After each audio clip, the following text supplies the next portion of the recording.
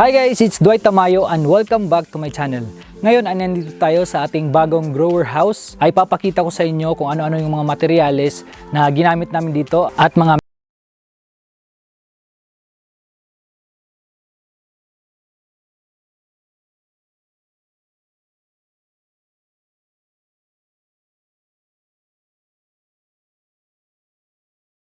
ano ko dito is yung battery type na cage pa rin pero nakadalawa yung row niya.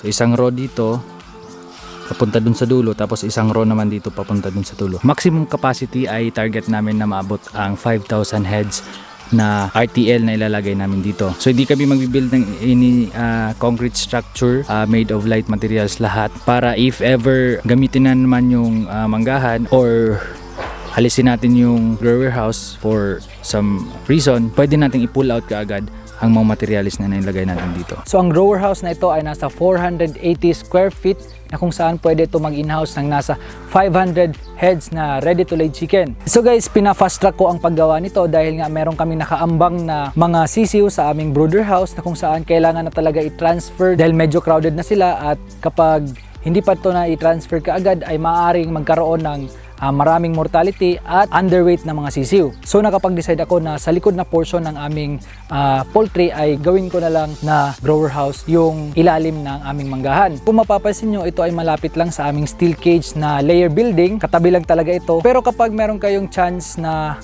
mag-put up ng grower house sa ibang location ay mas maganda dahil sa vaccination reason na din. Itong grower house na ito ay binuo sa loob lamang ng 2.5 linggo at made of light materials lang talaga ito lahat, pero good lumber ang aking ginamit para naman tumagal-tagal ng konti. So guys, samahan nyo ako na tingnan ang ating bagong grower house.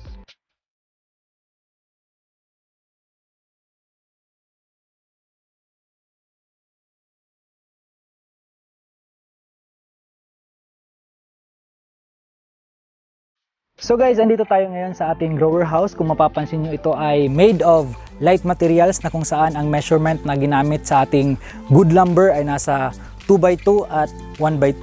Yung 2x2 ay yun ang ating mga poste at ang 1x2 ay yung mga framings natin at mga pintuan ng ating grower house.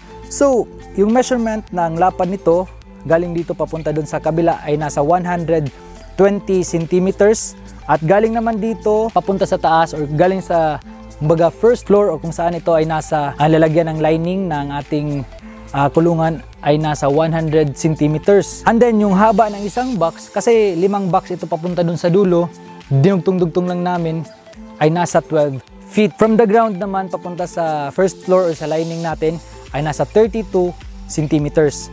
So kung mapapansin nyo dito guys, ay meron kaming allowance na kung saan ito ay nasa 50 centimeters and then yung sa kabila ay nasa 40 centimeters. Kasi pag in case na umulan, yung mga tao na magbibigay ng pagkain or magbibigay ng tubig sa ating mga alagang mga manok ay hindi sila maulanan. And then ginamitan din natin ito sila ng green screen na kung saan merong 1/2 inch ang hole. At planters o yung trapal na ginamit natin, yung standard lang na trapal, so bumili tayo ng isang roll para walang putol ang ating kumbaga nagsisilbing roof ng ating grower house. Sa loob ng ating grower house guys ay meron tayong accessories na nilagay na kung saan meron tayong mga electrical connections, merong ilaw para makakain ang ating mga manok kahit gabi na. And then kung mapapansin nyo, dito na portion ay walang trapal kasi para may exhaust or labasan yung ammonia na galing sa ipot ng ating mga manok sa ground. So kung mapapansin nyo din ay pinalibutan natin ito ng net para walang makapasok na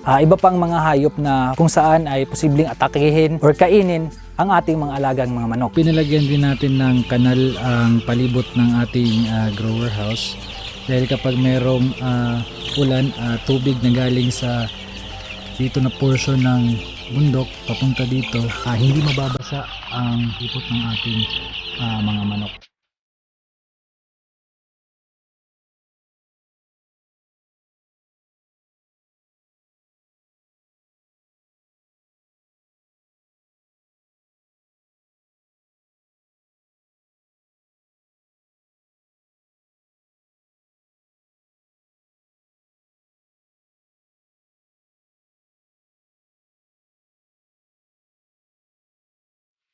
Meron din tayo ditong water tank at parang laboratory para kung saan may hinugasan sila, like yung mga kainan or mga lalagyan ng tubig. Kapag naglalagay ng medications ay may access sila sa water supply.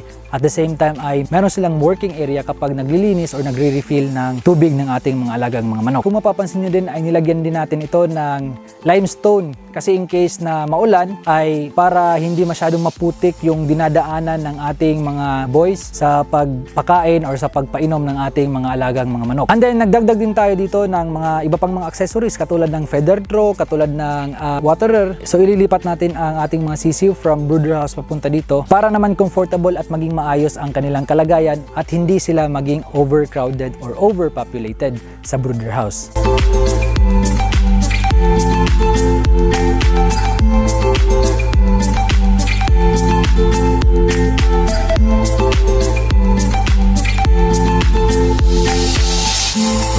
So guys, I think magugustuhan to ng manok kasi hindi masyadong mainit, malamig yung temperature dito kasi nga nasa ilalim tayo ng ating mga manggahan. Ini-expect ko na marami pa kaming mga adjustments na gagawin dito kasi nga first time namin sa mga kulungan na ito. Kaya close monitoring pa rin ang aming ipatutupad sa pag-aalaga ng ating mga manok dito. And then yung nagastos ko pala guys, dito ay nasa 80,000 pesos. Ito ay nasa good for 500 heads na. I think hindi na ito masyado mahal na kumpara sa ibang mga concrete na building na nag-i-in-house ka ng 1,000 heads pero sobrang gastos din na nasa 300 papunta ng 400,000. Ang advantage ng grow house na ito ay unang-una low cost, mura lang siya, and then mabilis yung paggawa, and then yung mga tao natin dito ay madaling mag-maneuver or mag-maniobra ng kanilang mga ginagawa lalo na kapag nagba-vaccine or nagbibigay ng mga medications. Ang negative side lang dito ay siguro hindi to maglalast na for a very long time, and baka syempre mahirap din dito gumalaw kapag medyo tag-ulan na. Kaya hindi masyado comfortable ang ating mga handler ng sisiw dito at naka-occupy kami ng a lot of space for a very small number of heads na RTL na ma-chichik-in. Dahil supposed to be kapag ganitong mga space na, kapag concrete building or isang latagan talaga na building ay mag-i-in-house ito ng nasa 1,000 heads na. Pero kami ay nasa 500 heads lang dahil nga sa marami pang space na hindi nagamit. Sa mga nagbabalak dyan na magpag-grow ng kanilang mga sisiw ay pwede kayong magsimula sa ganitong uri ng kulungan and then upgrade na lang later. Basta ang importante ay well ventilated ang ating area at hindi masyado nakakaistorbo sa manok at sa tao yung ating napiling area. Merong source of water at accessible sa lahat ng panahon kahit tag-ulan, and then dapat safe and secure talaga ang ating mga tao at ang ating mga alagang mga manok. So guys, maraming salamat sa panonood nyo ng video ito at sana ay may natutunan na naman kayo ngayon. Happy poultry farming guys! Bye!